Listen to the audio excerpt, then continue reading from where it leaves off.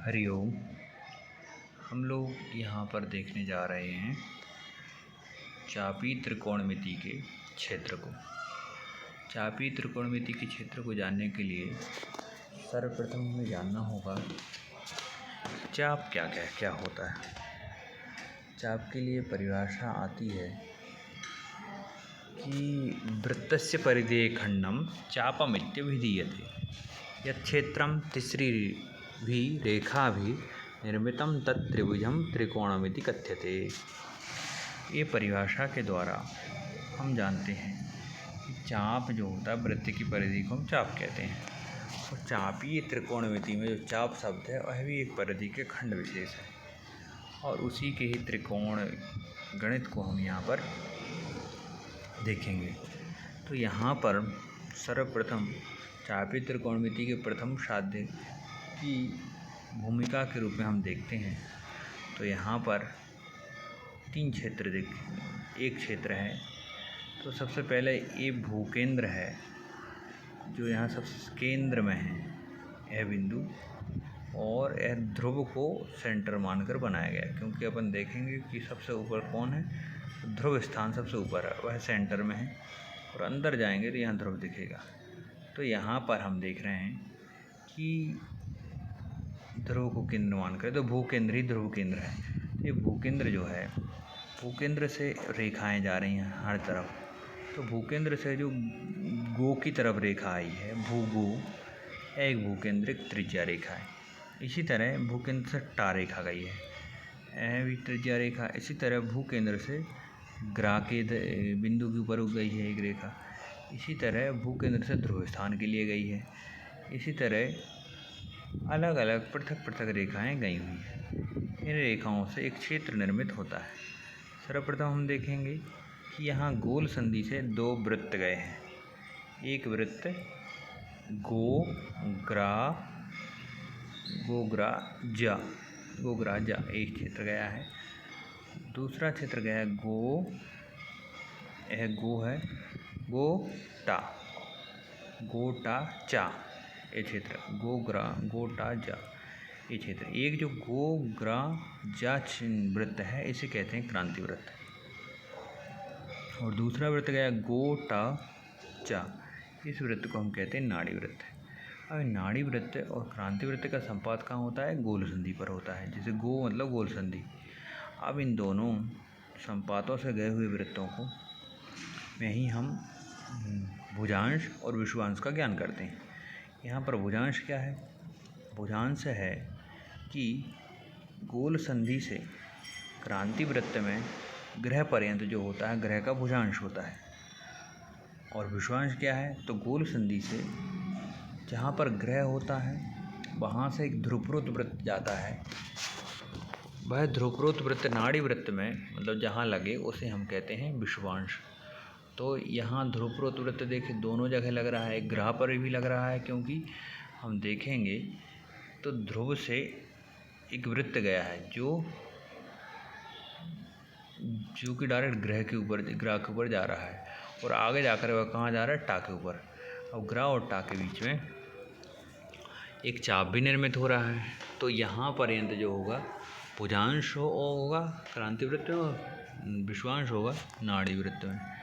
अब इन दोनों की स्थिति में हम देखते हैं कि आगे जाकर के भुजांश और विषुवांश के द्वारा आगे ग्रह और टा के बीच में एक चाप निर्मित होता है, जिसे हम कहते हैं क्रांति वृत्त, जिसे हम कहते हैं क्रांति चाप, क्रांत्यंश। और क्रांत्यंश की ज्या होती है क्रांतिज्या। अब इसी से एक हम क्षेत्र बनाते हैं। विशेषता ये है कि यहाँ पर यह जो चाप है, चाप के द्वारा हम एक त्रिभुज बनाते हैं। तो चापों के द्वारा एक त्रिभुज तो दिखेगा। त्रिभुज कैसे दिख रहा है, तो ध्यान से यदि हम देखेंगे तो यहाँ पर गो, ग्रा और टा, इन क्षेत्रों को देख करके एक क्षेत्र दिख रहा है, गो ग्रा टा। कौन सा है, गो एक बिंदु है, गो से लेकर ग्रा तक, दूसरा है गो से लेकर टा तक, और ग्रा और टा के बीच में एक चाप। तो इससे चाप क्षेत्र बन रहा है, चापी क्षेत्र त्रिभुज, चापी त्रिभुज तो बन रहा है, किंतु इसके द्वारा एक त्रिकोण, एक ज्यात्मक त्रिकोण नहीं बन रहा है। देखिए कैसे, क्योंकि त्रिभुज को बनाने के लिए हमें ज्याओं की ज़रूरत होती है। ज्या की परिभाषा क्या होती है? भूकेंद्रात् परिधिगतम या ज्या भवति। भूकेंद्र से जो परिधि के लिए जो पूर्ण ज्या त्रिज्या आती है, उसके ऊपर दूसरे प्रांत से किया गया जो लंब है वो चाप की ज्या होती है। तस्य चापस्य ज्या। और उस ज्या, तो यहाँ पर हम ज्यात्मक रूप से जो त्रिभुज बनाएंगे तो वह दो ज्याओं के द्वारा तो बनेगा, लेकिन हमें तीसरी भी रेखा भी निर्मितम त्रिभुजम भवति, किंतु यहाँ दो ज्याएँ हैं। दो ज्याएँ कौन कौन सी? एक तो होता है हमारे पास होता है क्रांत्यंश। क्रांत्यंश क्या होगा? क्रांत्यंश होगा ग्रा एवं ग्रा से लेकर के नीचे इस बिंदु पर्यंत जो चाप होगा वो क्रांति चाप होगा। और दूसरा क्षेत्र होगा क्रांति चाप, दूसरा होगा इन क्षेत्रों के ऊपर ज्या, दूसरा चाप होगा हमारे पास, उसे हम देखते हैं। तो यहाँ पर हम जब देखते हैं तो एक बिंदु है ग्रा और एक बिंदु है टा। अब इन दोनों से भूकेंद्र गामिनी जो रेखा है उसके ऊपर हम लंब कर रहे हैं। तो ग्रा से हमने लंब किया त्रिज्या पर, तो वो आया लंब ग्रा टा, एक लंब हो गया। दूसरा लंब हमने किया टा बिंदु से, तो ग्रा टा बिंदु से हम लंब करेंगे तो वो आएगा टा रा। किंतु ग्रा टा और टा रा, इसके द्वारा एक जो हम क्षेत्र बनाना चाह रहे हैं वह क्षेत्र निर्मित नहीं हो रहा है। क्यों? क्योंकि वह चापात्मक रूप से तो निर्मित हो रहा है, किंतु ज्यात्मक रूप से निर्मित होने में संभावना नहीं है। अतः इसे आचार्य ने 11वें रेखा गणित के 11वें अध्याय की 11वीं प्रतिज्ञा के आधार पर निर्मित के द्वारा लंब किसी अन्य स्थान से भूतल के ऊपर किया गया जो लंब है उसको वहाँ इस आधार पर निर्मित करने के लिए उद्देश्य कहा है। तो पुनः हम त्रिज्या परिणत करने के लिए, कोटि व्यासार्ध में परिणत करने के लिए एक परिणत बिंदु का निर्माण करेंगे। और वो क्या कहलाएगा? वह कहलाएगा परिणत विश्वांश। अब कैसे परिणत विश्वांश?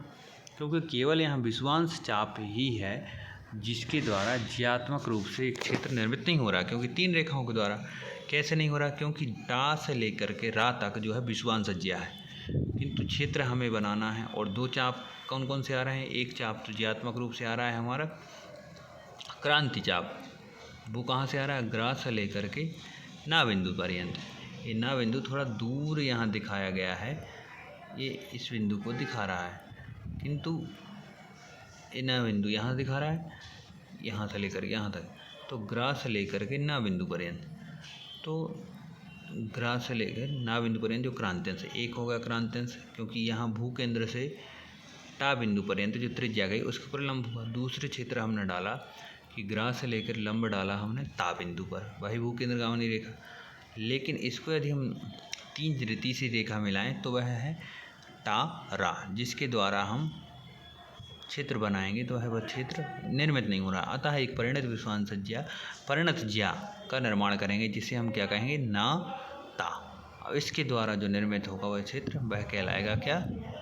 वह कहलाएगा आपका विश्वांश, भुजांश, क्रांत्यंश और परिणत विश्वांश।